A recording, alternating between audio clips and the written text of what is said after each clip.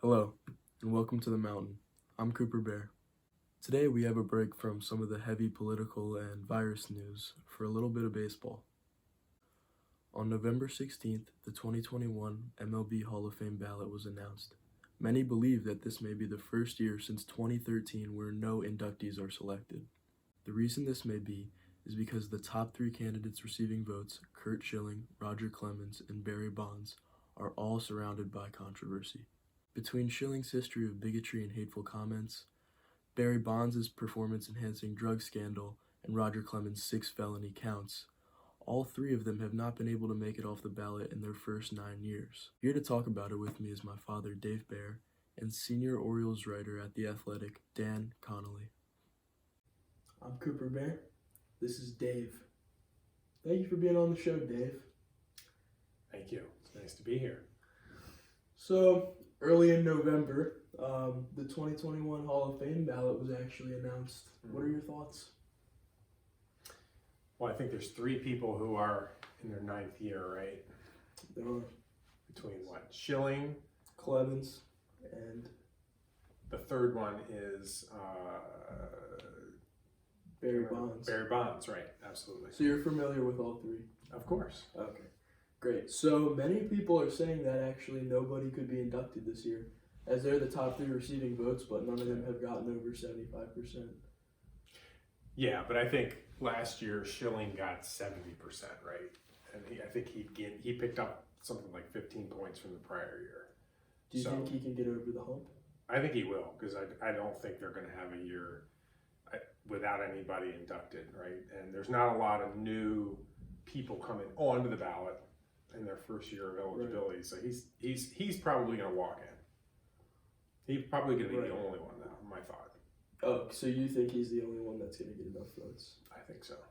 So you think his controversial statements aren't as bad as, say, the PED scandal with Bonds or Clemens, like 6 criminal charges? Yeah, I mean, I think Schilling's not going to win any awards for personality or character awards. There's no question. Which is a part of the Hall of Fame. It is, but I think, the fact that if he wasn't already within 5 percentage points, I think it might be more questionable. Right. But he's only 5 percentage points away. I think he's going to make it. So a lot of people were saying that possibly the Hall of Fame voters were holding all 3 of these guys to their 9th year on the ballot just as a form of punishment, and say maybe people are saying all 3 of them will be inducted. Do you think that's a possibility? All 3 of them this year or the following? This year.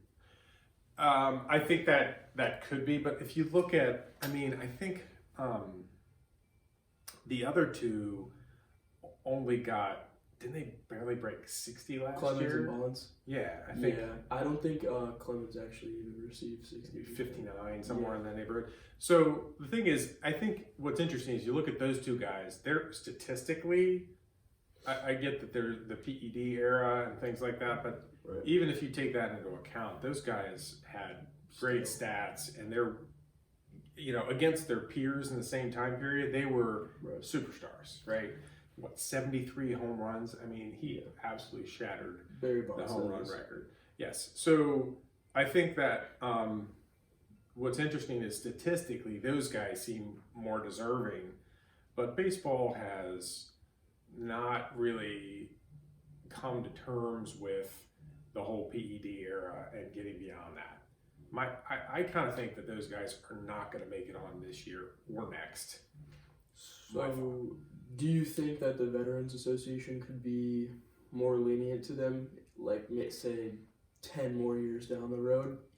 That's my thought, is because if you, like I said, you look at the statistics, those guys have the numbers. I think they'll get it eventually, but I don't think it'll be until they're eligible. It's until they get past their 10-year mark, and that absolutely.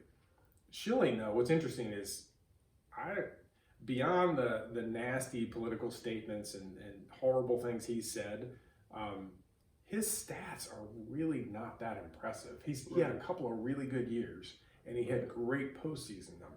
Yeah, he definitely didn't hold a 10-year period of just absolute dominance like most guys do. Nope. But Last question: do you personally think that all three of them deserve to be in the Hall of Fame? Just if you're a Hall of Fame voter, Yeah. do all three of them get your vote? I think, I think, I don't think so. I don't, to me, I don't think Schilling's numbers are good enough. Take everything else out the window, right? I don't think his numbers are good enough.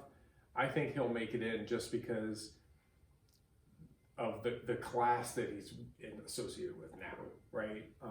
I think that's why he'll make it in. I don't think he's good enough. The other two, I think that they have the numbers and they deserve to be there. But do you think their scandals outweigh their statistics?